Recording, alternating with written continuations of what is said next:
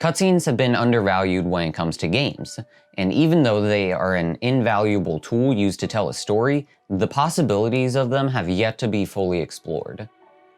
As a lifelong gamer, I've seen hundreds of cutscenes, from openings in games that are a handful of seconds to literal hour-long endings. Metal Gear. Sorry, something must have been in my throat there.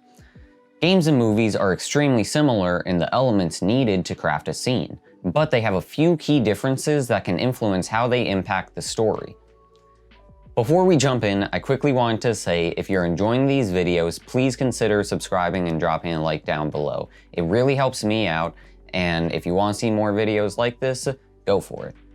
Thank you, and now let's take a look at what makes a good cutscene. A scene is generally a location and time where a series of events occur.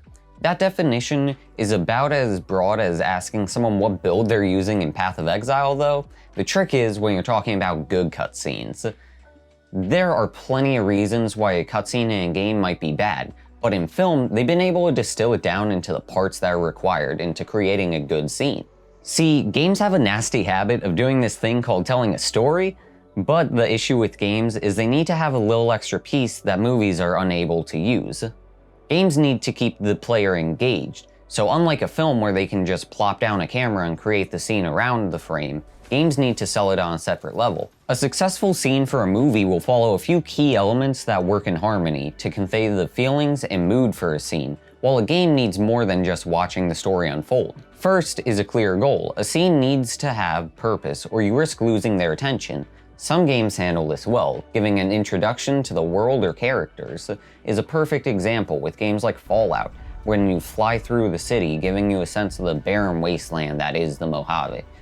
Or in Metal Gear, when you come face to face with Psycho Mantis, it gave a perfect setup for the character and how his unique fight would work. Your soul. I see that you enjoy Nintendo games.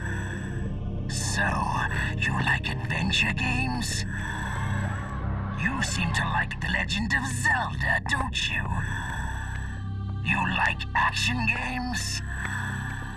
Oh, so you've played Super Smash Bros. Melee before? You have not saved very often. You are somewhat reckless. I can read you like an open book. A good cutscene will give context for the next chunk of gameplay, as well as a character's motives. This is why boss cutscenes are used to establish things like the location and the characters before the fight begins. It gives the player a way to feel more confident going into the encounter. Just setting up for gameplay or characters isn't the only thing a cutscene needs to do though.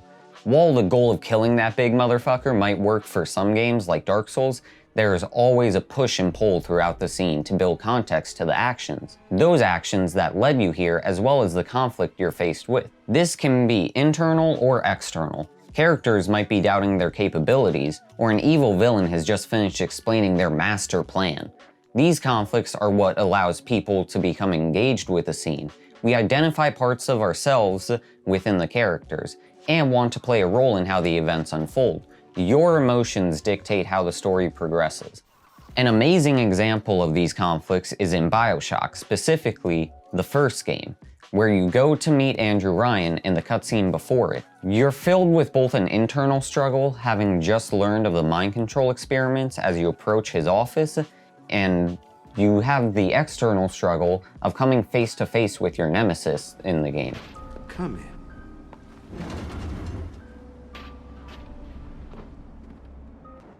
Stop, would you kindly? Would you kindly? Powerful phrase. Familiar phrase. Would you kindly? Would you kindly get this? Would you kindly find that? Would you kindly find that? Would you kindly find? Would you kindly get this? Would you kindly head to Ryan's office and kill the son of a bitch? Sit, would you kindly? You wouldn't want to watch a horror movie where it is all solved in a matter of minutes because of a phone call. You would lose interest. And as much as you'd be yelling about how dumb they are running into that room, they keep you in suspense. That brings me to my next part of what makes a successful cutscene: interaction. Cutscenes are a great way to push the story forward in a game, but that doesn't come without a cost. When we're playing games, we're in a flow, and cutscenes come in two flavors: interactive and non-interactive. See, that's where games have their biggest difference from a scene in a film. A movie has no interaction with the audience, but that allows the filmmaker to create a sense of tension that the scene will continue and can't be stopped. This is why horror films create suspense, while a horror game needs to keep someone scared but engaged to keep pushing forward. The stories in the genre change depending on the medium. Games have the option to add interactivity to their cutscenes. So might I ask why they don't? It's so crazy to me. Games are just as much of an art form and platform for storytelling. It's arguably one of the most effective ways to tell stories. So why aren't publishers taking advantage of their abilities to make it seem more dynamic? It's no secret that QuickTime events are almost always handled poorly, with the exception being games like God of War on PS2 or any Telltale joint. But more often than not, they end up being a reason you accidentally spilled your drink, because you didn't realize you had to hit the button in 3 seconds, or else the QuickTime event fails and you have to rewatch it just to hit it on time. Games that are able to tell a story naturally, or even have a scene that changes dynamically from interactions of the player, gives you a feeling of having an influence on the world and the story. For example, Half-Life 2. You start the game, and after having a trip through Funky Town with a G-Man, you go through a small section in which you meet the people and the guards of the city, in addition to how they interact with one another. The energy of the two sides clashing is immediately established through the scene with the can.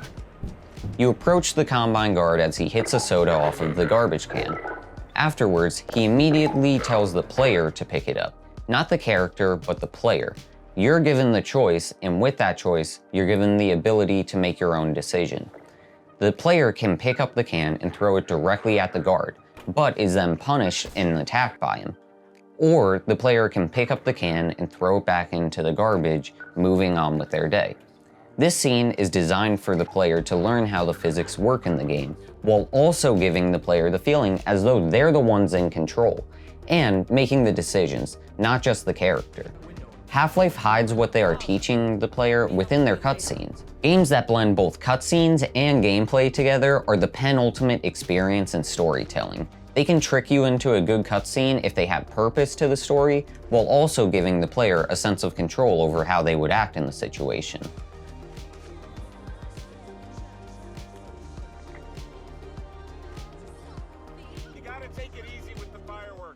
God of War on the PS4 was a cinematographer's dream.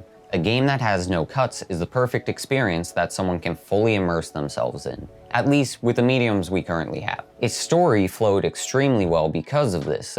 In filmmaking, one of the highest measures of good storytelling, in my opinion, is how long you can hold someone in a scene and captivate one's attention.